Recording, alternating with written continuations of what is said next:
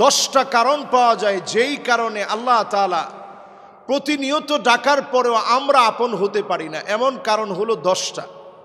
1 number কারণ আনতারিফুল্লাহ ওয়া লাম তুআদ্দু হাক্কাহু, আল্লাহ পাককে ঠিকই আমরা চিনি, আল্লাহ পাককে ঠিকই আমরা জানি। মহামারীর সময়ে অন্য কারো কাছে কোনো কিছু চাই নাই, একমাত্র ভিখারির মতো যার কাছে চেয়েছি তিনি কে? আল্লাহ পাককে ঠিকই চিনি। বিপদে পড়লে, মুসিবতে পড়লে অন্য কারো কাছে যাই না, চোখের পানি ছেড়ে দিয়ে মালিকের কাছে চাই। তার মানে সবাই মিলে আল্লাহকে আমরা ঠিকই চিনি। ওয়ালাম তুআদ্দু হাক্কাহু, কিন্তু আল্লাহর হক বুঝি না। রমাদানে যেইভাবে রোজা রাখলেন হক আদায় করে, নামাজ পড়লেন হক আদায় করে, সারা বছর পর্দা মেনটেন করেন নাই, রমাদান আসার পরে অন্তত শালীন পোশাক পরলেন। তার মানে আপনি আল্লাহকে চিনলেন ঠিকই, হক আদায় করার চেষ্টাও করলেন। বুঝে শুনে চেষ্টা যদি চালায় যান, যিনি আপনাকে কবুল করে নেবেন তিনি কে? এই জন্য আজকের এখান থেকে আমরা নিয়ত করি, ইত্তাকিল মাহারিম তাকুন আবাদান নাস। হারাম ছেড়ে দেন। হারাম সম্পর্কে সবাই জানি। এই হারামগুলো যদি আপনি আমি ছেড়ে দেই, তাকুন আবাদান নাস, সাধারণ কোনো ওলি না। হারাম ছেড়ে দিলে ওলিদের ওলি, যিনি আমাদেরকে বানায়া নিবেন, কবুল করে নিবেন তিনি কে? শুধু হারাম ছেড়ে দেন। এই রমজান মাসে আল্লাহকে চিনে, সিয়াম সাধনার এই মাসে যে কাজটা আমাদের জন্য হালাল ছিল, আল্লাহ নিজে বলছেন কুলু ওয়াশরাবু ওয়ালা তুসরিফু, খাও পান করো, অপচয় করতে যেও না। রমাদান মাসে আল্লাহ রাব্বুল আলামিন নির্দিষ্ট একটা সময়ে খানা পিনা আমার জন্য নিষিদ্ধ করেছেন। হালাল বস্তু নিষিদ্ধ হওয়ার পরেও শুধু আল্লাহর ভয়ে আপনি ছেড়ে দিয়েছেন। স্ত্রীর কাছে যাওয়া সওয়াবের কাজ হিসেবে আল্লাহ তাআলা পরিগণিত করেছেন। নির্দিষ্ট সময়ে এই হালাল কাজকে আল্লাহ রাব্বুল আলামিন নিষিদ্ধ করলেন। আল্লাহর ভয়ে মুসলমান এক ঢোক পানি খায় না। আমি সেদিন একটা ভিডিও দেখছিলাম, আমেরিকার ভিডিও। একজন মুসলিমা নারীকে অফার করা হলো যে তোমাকে $2000 দিই, তুমি এক ঢোক পানি খাও। কেউ দেখে নেই, কিন্তু সে এক ঢোক পানি পর্যন্ত খায় না যে আল্লাহ রাব্বুল আলামিন দেখবে। সুবহানাল্লাহ বিহামদিহি। তাকে 16 Pro Max একটা দিচ্ছে যে তুমি এটা নাও, এরপরে রোজাটা ভেঙে ফেলো। 2 লাখ দিলাম, মানে $2000 দিলাম, সাথে আরো 16 Pro Maxটা দিলাম, তুমি একটু এক ঢোক পানি খেয়ে নাও। সে বলল না, আমি রোজাদার, আমি এটা খেতে পারবো না।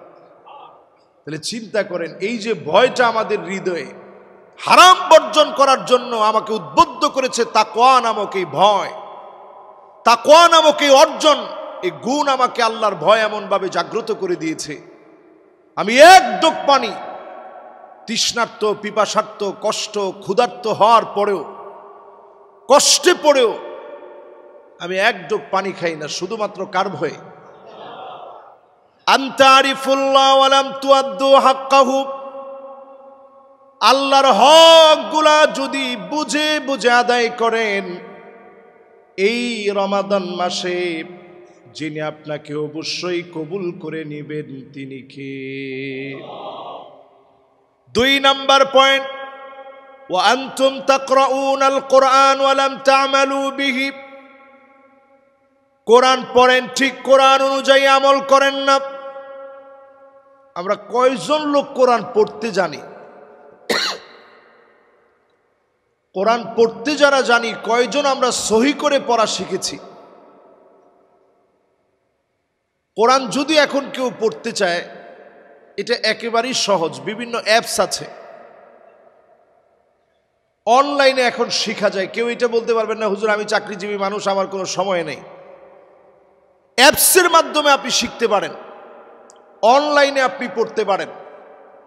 অফলাইনে যারা নিয়মিত মসজিদে আসেন, আমাদের এই দিনু ব্যাপারী ওয়াকফ স্টেট মসজিদে যদি আপনারা চান, অথবা এখনো যদি আপনারা দাবি করেন, আজকের জুমাতেই যদি আপনারা চান যে হুজুর আমরাও কোরআন শিখতে চাই, এই মসজিদে আমরা শিখাবো কিনা বলেন?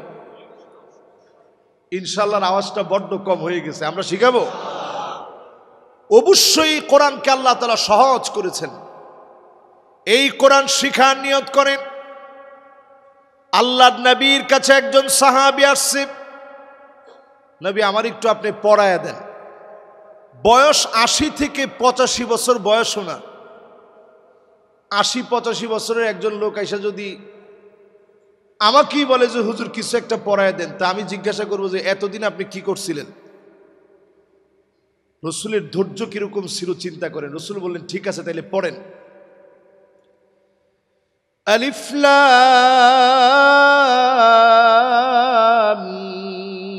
মিম।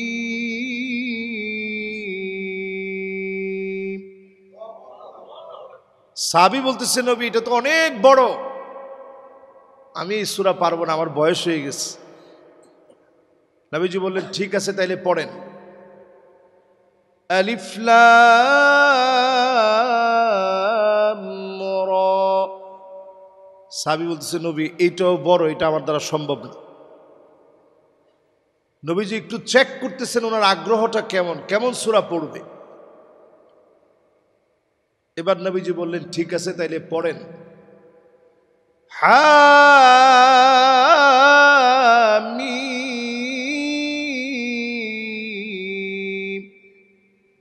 সাহাবী বলতেছে নবী এইটাও তো বড় লাগে, এইটাও আমি পারবো না। নবীজি বললেন ঠিক আছে তাইলে পড়েন। সাব্বিহ ইসমা রাব্বিকাল আ'লা আল্লাযী খালাকা ফাসাওয়া ওয়াল্লাযী কদ্দারা ফাহাদা। সাহাবী বলতেছেন নবী এইটাও আমার কাছে কঠিন লাগে, এইটাও আমি পারতেছি না। নবীজি বললেন ঠিক আছে তাইলে পড়ো। ইযা যুলজিলাতিল আরদু জিলজালাহা ওয়া আখরাজাতিল আরদু আথকালাহা ওয়া ক্বালাল ইনসানু মা লাহা। এতটুকুন যখন পড়তে দিছে, সাহাবী পুরা সূরাটা নবীজির সাথে পড়ছেন, পড়ে মুখস্থ করে বলতেছে লা আযীদু আলাইহা আবাদা। নবীজি একটা সূরা আমি নিয়ে গেলাম, এই একটা সূরার উপরে আমি আমল করব। জোরে কোন আল্লাহু আকবার। আল্লাহর নবী বললেন সাহাবীরা শোনো, জান্নাতি কোন লোক যদি তোমরা দেখতে চাও, এই লোকটার দিকে তাকাও। একটা সূরার উপরে লোকটা যদি আমল করে, একটা সূরার দ্বারা যিনি লোকটাকে জান্নাতি বানায় দিবেন তিনি কে? একটা সূরা যদি আমল করার চেষ্টা করেন, একটা সূরার কারণে মানুষ জান্নাতি হইতে পারে। একজন সাহাবীকে নবীজি ইমাম বানায় পাঠাইছেন। সাহাবী যেই কোনো নামাজের ভিতরে সূরা ইখলাসটা শেষে এসে সাহাবী সূরা ইখলাসটার সাথে মিলিয়ে পড়ে। তো সাহাবীকে যখন নবীজির কাছে আনা হইল, জিজ্ঞাসা করা হইল তোমাদের ইমাম সাহেব কেমন? বলছে আলহামদুলিল্লাহ, সব দিক ঠিক আছে, কিন্তু যেই নামাজেই তিনি দাঁড়ান সূরা ইখলাসটা তিনি পড়বেই। তো নবীজি বললেন মাসসাবাব লিলুজুমি হাযিহি সূরা। এই সূরাটা তুমি তোমার উপর আবশ্যক করে নিলা কেন? আরো তো অনেক সূরা আছে। সাহাবী কোনো ফতোয়া দেন নাই, ডাইরেক্ট নবীজিকে মহব্বত নিয়ে আদব নিয়ে বললেন, নবী ইন্নী উহিব্বুহা, এই সূরাটাকে আমি ভালোবাসি, লিআন্নাহা সিফাতুর রহমান, কারণ এই সূরা শুরু থেকে নিয়ে শেষ অবধি পুরাটা আমার আল্লাহর সিফাত আর বৈশিষ্ট্য দিয়ে ভরা। জোরে কোন আল্লাহু আকবার। আল্লাহ পাক তৎক্ষণাৎ জানায় দিলেন, হুব্বুহু ইয়াহা আদখালাহুল জান্নাহ, তার মনে নিরেটেই ভালোবাসা, একটা সূরাকে ভালোবাসা, কাল কিয়ামতের দিন মুসিবতের সময়ে আল্লাহর জান্নাতের ফয়সালা করায় দিবে একটা সূরার কারণে। যিনি জান্নাতি বানায় দিবেন তিনি কে? একটা সূরার কারণে আপনার দাম আল্লাহর কাছে কত বেড়ে যেতে পারে। এই রমজান আসছে, আমরা সবাই কোরআনে কারীম খতম করি, খতম তো করবেনই। নিঃসন্দেহে কোরআনে কারীম শুরু থেকে নিয়ে শেষ পর্যন্ত তেলাওয়াত করবেন, খতম করবেন। কোরআনুল কারীম খতম করার মধ্য দিয়ে সিদ্ধান্ত নেন, এ কোরআন আল্লাহ রাব্বুল আলামিন দিয়েছে চুলের গোড়া থেকে শুরু করে পায়ের তালু অবধি পরিবর্তন করার জন্যে, মানব জীবনের সব দিকের পরিবর্তনের জন্য কোরআন এসেছে। শুধুমাত্র পড়লেন, মানলেন না, এই কাজ যেন না হয়। কোরআন যেন আল্লাহ মানার তৌফিক দান করেন, পড়ে না আমিন। 3 নাম্বার, আল্লাহর আপন হওয়ার জন্য, ওয়া আনতুম তুহিব্বুনা নাবিয়াকুম ওয়া তারাকতুম সুন্নাতাহু, নবীজির ঠিকই আমরা মহব্বত করি, নবীজির মহব্বত আমাদের হৃদয়ে আছে না নাই? এই যে কিছুদিন আগে কিছু পাগল শাতিমে রাসূল নবীজিকে গালি দিয়েছে, আমরা দেখেছি সারা বাংলাদেশের ভিতরে প্রতিবাদ উঠেছে। কোন শাতিমে রাসূলের কোনো সার হতে পারে না। আল্লাহর নবী যেমন আল্লাহর হক নিয়ে কোনো সার দেন নাই, কোন শাতিমে রাসূল নবীজিকে যারা গালি দিবে এদের শাস্তি মৃত্যুদণ্ড, আইনানুগভাবে এদেরকে মৃত্যুদণ্ড দিতে হবে, ঠিক কিনা বলে? শাতিমে রাসূলের কোনো সার হতে পারে না। নবীজি নিজের হকের ব্যাপারে সার দিছেন, নিজের হকের ব্যাপারে সার দিছেন। নিজের শরীর রক্তাক্ত হয়েছে তায়েফের প্রান্তে, নবীজি কিছু মনে করেন নাই। ফেরেশতা বলেছে নবী বদদুয়া করেন, আল্লাহ নবী পরিষ্কার জানায়া দিলেন, ইন্নী লান উবাস লাআন, বদদুয়া দেওয়ার জন্য আমি আসি নাই। নবীজি আমার বদদুয়া করেন নাই, নিজের হকের ব্যাপারে ছাড় দিয়েছেন। উহুদের প্রান্তে মাথার ভিতরে হেলমেট গেঁথে গিয়েছে। আল্লাহর নবী, বিশ্ব নবী আমার, তিনি বদদুয়া দেন নাই।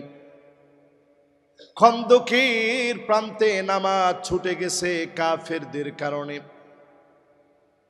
এক মুহূর্ত নবী আর দেরি করেন নাই। আল্লাহুম্মা ইমলা বুতুনা হাউলাইল কাফার বিন্নার, এই কাফেরদের পেটগুলাকে আগুন দিয়ে ভরে দেন। আল্লাহুম্মা ইমলা কুবুর বিন্নার, কাফেরদের কবরগুলাকে আগুন দিয়ে ভরে দেন।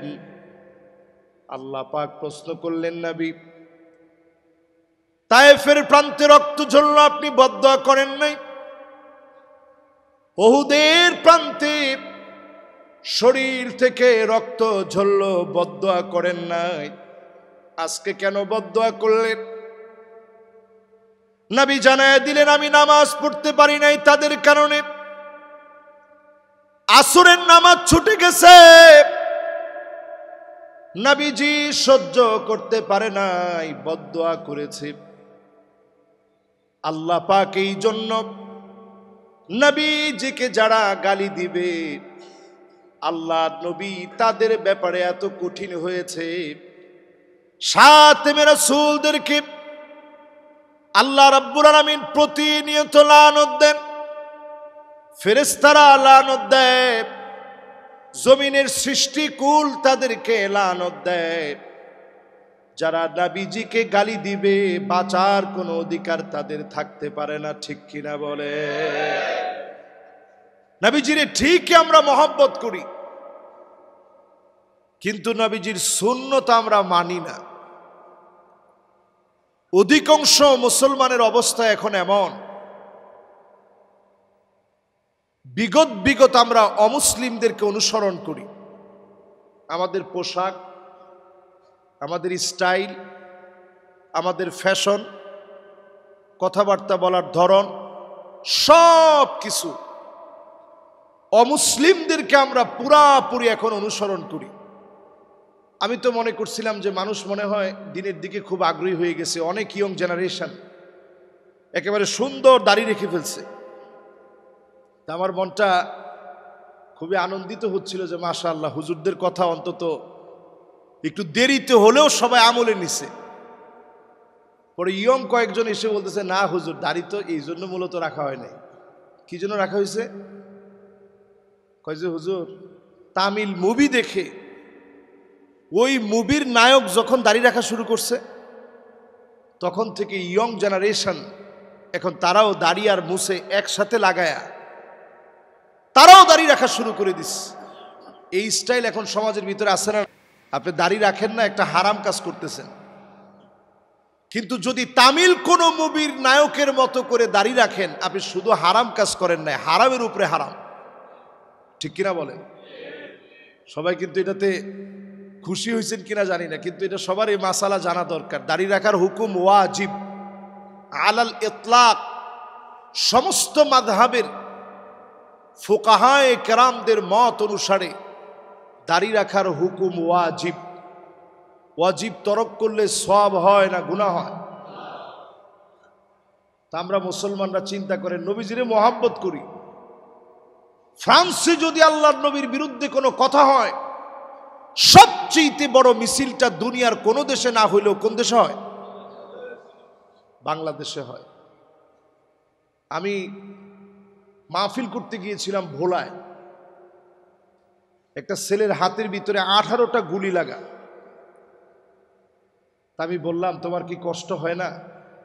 তো বলতেছে, হুজুর, যখনই আমার মনে হয় এই সব গুলিগুলো আল্লাহর নবীর মহব্বতে, যখন আমি নবীজির বিরুদ্ধে যখন কোনো শাতিমে রাসূল নবীজিকে গালি দিয়েছে, ভোলার মধ্যে একবার নবীজিকে নিয়ে ব্যঙ্গ করেছিল, সেইটার প্রতিবাদে যখন আমি বের হয়েছে, আমি গুলি খেয়েছি, আমার কোনো আফসোস নাই। যখনই ব্যথা উঠে আমার মনে হয় এই গুলিগুলো আমি আমার রসুলের জন্য খেয়েছি। জোরে করে আল্লাহু আকবার। এই মহব্বত নিজের ভিতরে জাগ্রত করেন। আল্লাহর নবী তেমন কিছু নিয়ে যায় নাই, সব আমাদের জন্য দিয়ে গেছে। মুসালসাল জীবনের এমন অনেকগুলো মাস ছিল, একদিন চুলার ভিতরে আগুন জ্বললে অন্যদিন চুলার ভিতরে আগুন ছিল না।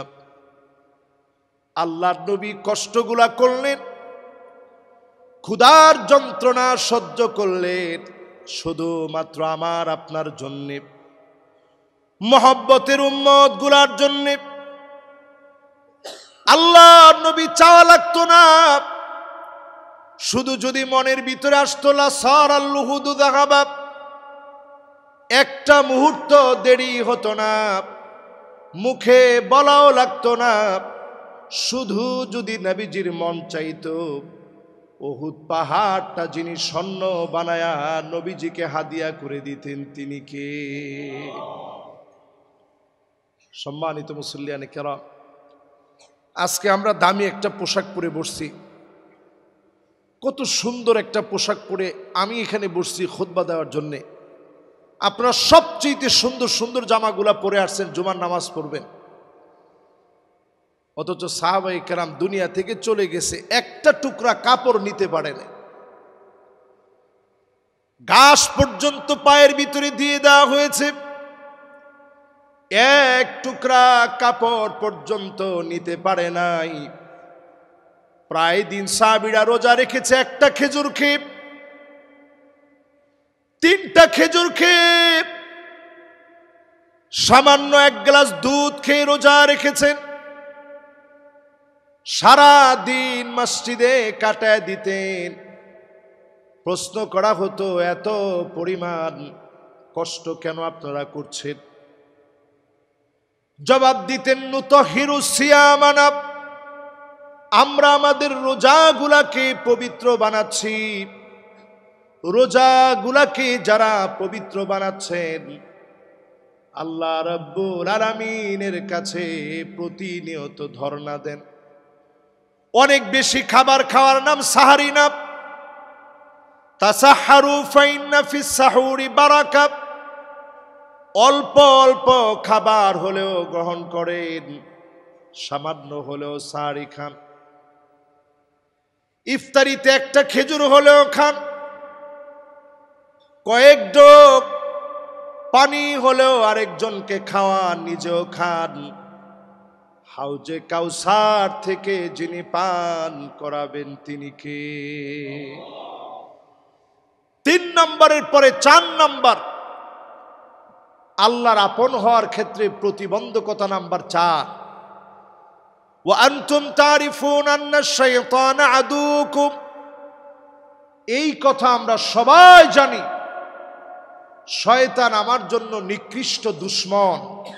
এই কথা কি আপনারা জানেন না? জানেন না? আজকের এই জুমায় এসে জানছেন না আগে থেকেই জানেন? এটা আমরা বহু আগ থেকে জানি যে শয়তান আমার জন্য দুশমন। এর পরেও শয়তান যেমনে যেমনে বলছে অমনে অমনে আমরা চলি। শয়তানের প্রেসক্রিপশন পাই টু পাই আমরা মানি, যাই না বুঝা মানি। রমজান মাসেও অনেকে মনে মনে চিন্তা করছেন যে হুজুর শয়তান তো বন্দী। এরপরেও তো হুজুর অনেক জায়গায় হোটেলের ভিতরে সুন্দর করে হোটেলের পর্দা নিশিন বানায়া পর্দার ভিতরে দেদারসে খানা পিনা চলতেছে। কই হুজুর শয়তান তো বন্দী হওয়ার পরে এই কাজগুলো হয় কেমনে?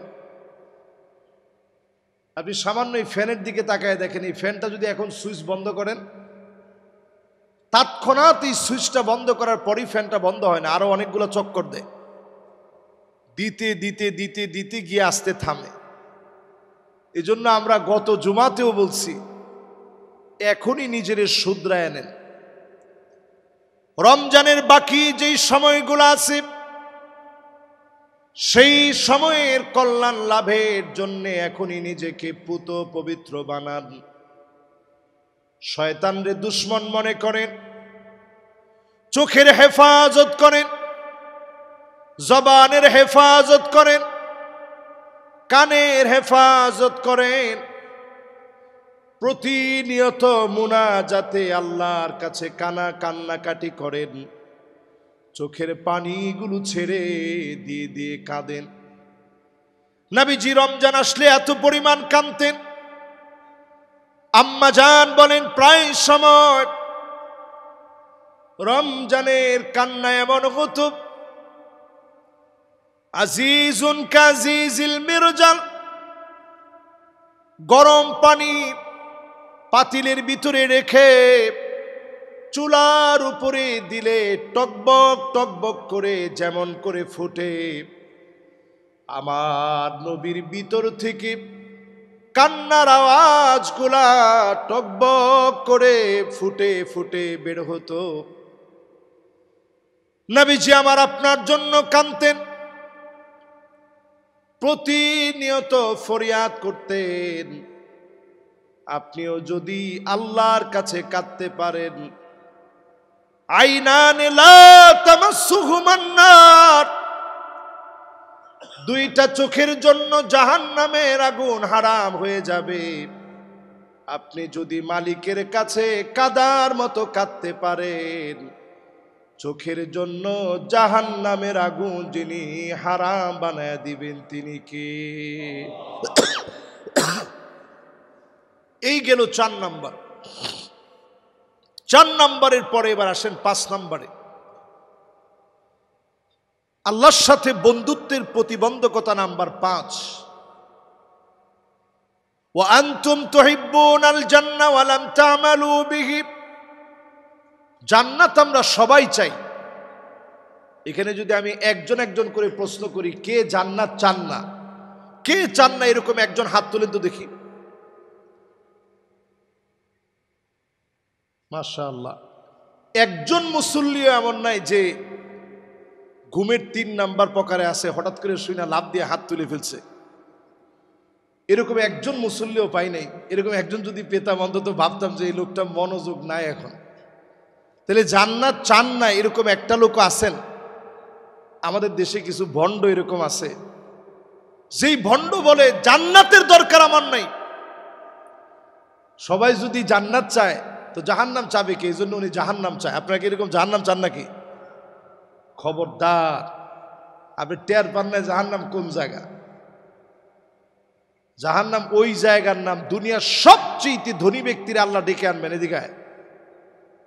যেমন বিল গেটস আছে পৃথিবীর সবচেয়ে ধনী মানুষ, এরপরে ফেসবুকের যে মালিক তার নাম কি? Mark Zuckerberg.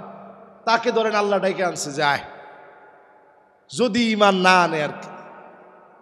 আর ইমান আনলে তো আল্লাহর কাছে প্রিয় হয়ে যেতে পারে, আমাদের চাইতে অনেক সেরা হয়ে যেতে পারে।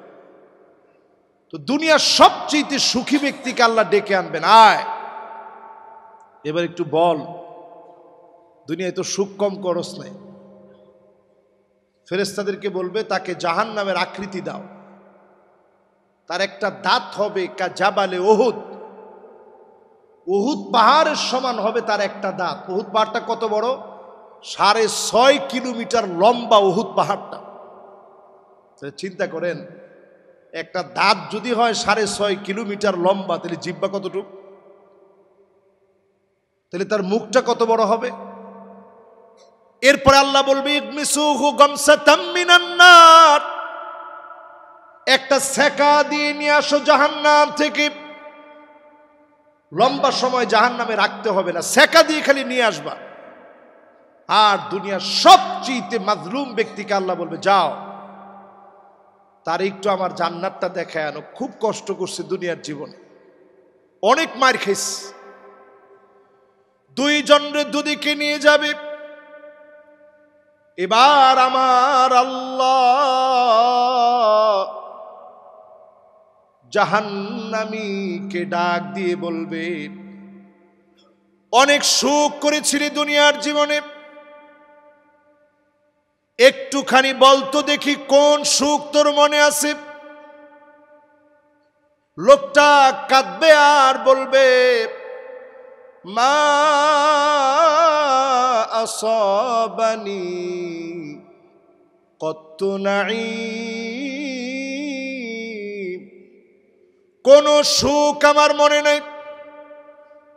দুনিয়ার জীবনে কোনো দিন কোনো সুখ পাই নাই। এক মুহূর্ত জাহান্নাম দেখে সব ভুলে যাবে। এবার আল্লাহ সবচেয়ে মার খাওয়া ব্যক্তিকে বলবে, ইয়াহিয়া আলাইহিস সালামের কবর আমি জিয়ারত করেছি, মাথা এক জায়গায়, দেহটা আরেক জায়গায় দাফন হয়েছে। নবীদেরকে মাথা কেটে নেওয়া হয়েছে, করাত দিয়ে মাঝখান থেকে চিড়ে ফেলা হয়েছে, জুলুমের পর জুলুম করা হয়েছে। আল্লাহ পাক যেদিন সে ডাকবে, সবচেয়ে মাজলুমকে ডেকে বলবে জীবনে অনেক কষ্ট করেছিলা দিনের জন্যে, একটা কষ্টের কথা আমাকে একটু বলো। লোকটা সেদিন বলবে মা সাবানি কত দূর নাওবালা,